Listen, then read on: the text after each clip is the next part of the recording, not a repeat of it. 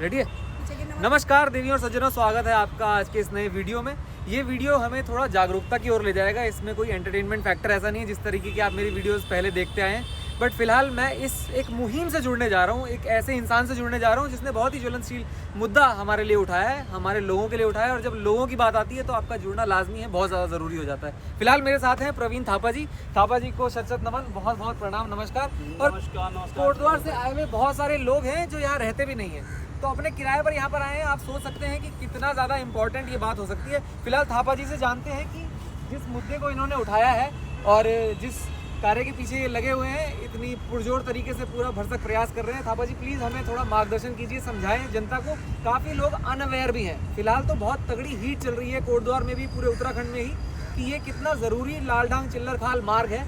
But फिलहाल थापा जी अगर उस पर रोशनी डालेंगे तो एक सुपरविजन हो जाएगा आपके पास। प्लीज़ थापा जी नमस्कार, अपना इंट्रो भी दें और बताएं कि लालढांग चिल्लरखाल मार्ग जो है कितना ज़्यादा इंपॉर्टेंट है।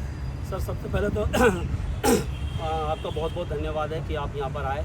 और सबसे पहले हम लगाएंगे एक नारा, एक ही लक्ष्य एक ही नारा, लालढांग चिल्लरखाल मार्ग बने हमारा। एक ही लक्ष्य एक ही नारा, लालढांग चिल्लरखाल मार्ग बने हमारा। तो आप सभी को मैं बता देना चाहता हूँ, लालढांग चिल्लरखाल मार्ग जो है जैसा कि कोटद्वार को गढ़वाल का प्रवेश द्वार कहा जाता है, वहाँ पर है। और ये लालढांग चिल्लरखाल मार्ग जो बना नहीं है, वो सिर्फ 8 किलोमीटर का एक पोर्शन है। और जितनी भी सरकारें वो आई हैं, इन्होंने इस मार्ग के लिए कभी काम नहीं किया है। और ये जो है बिल्कुल ठंडे बस्ते पर डाल दिया गया और अति महत्वपूर्ण बिल्कुल मार्ग है ये। इसके कारण अगर ये मार्ग बनता है तो हम जो है राजधानी अपनी जा सकते हैं देहरादून। कम से कम 30 से 35 किलोमीटर का हमें जो है डिफरेंस वहाँ पर पड़ेगा।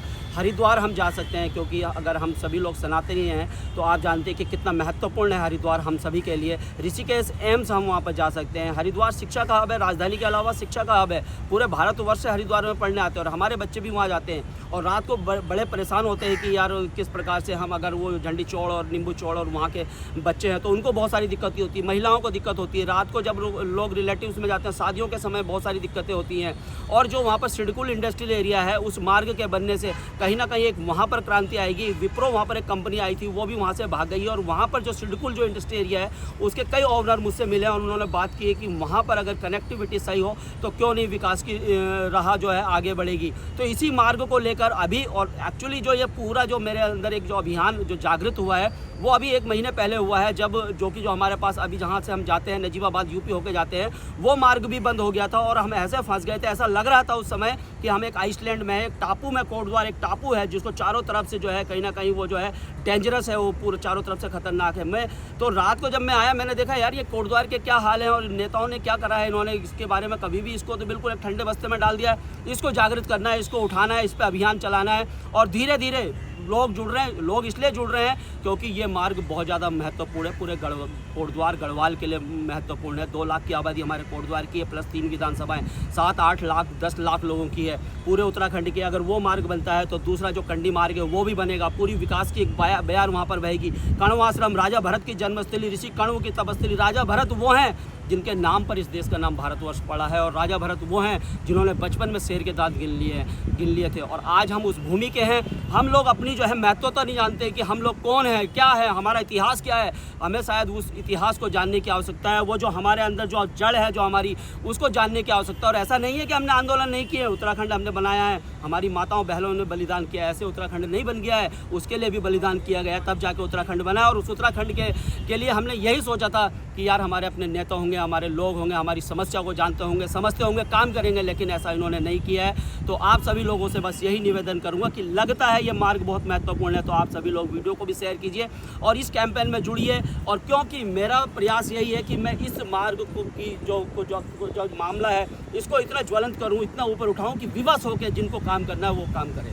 बहुत बहुत धन्यवाद थापा जी। अभी मेरे संज्ञान में ये भी आया कि रिसेंटली आपने ये खुद से एक्सपीरियंस किया, जब एक पेशेंट, कुछ बच्चियाँ लगातार वहाँ पर नजीबाबाद रूट पे फंसे हुए थे, जिस दौरान मतलब एक मार्ग जो है ध्वस्त हो गया था, हमारा ब्रिज बीच में से टूट गया था, जो कनेक्टिंग ब्रिज है। फिलहाल तो सबसे इंपॉर्टेंट मुद्दा ये भी है कि हम अपने कोटद्वार से अपनी राजधानी में जाने के लिए यूपी से होकर गुजरते हैं, जबकि हमारे पास लालढांग चिल्लरखाल मार्ग ऑलरेडी है और बहुत शॉर्टकट भी है।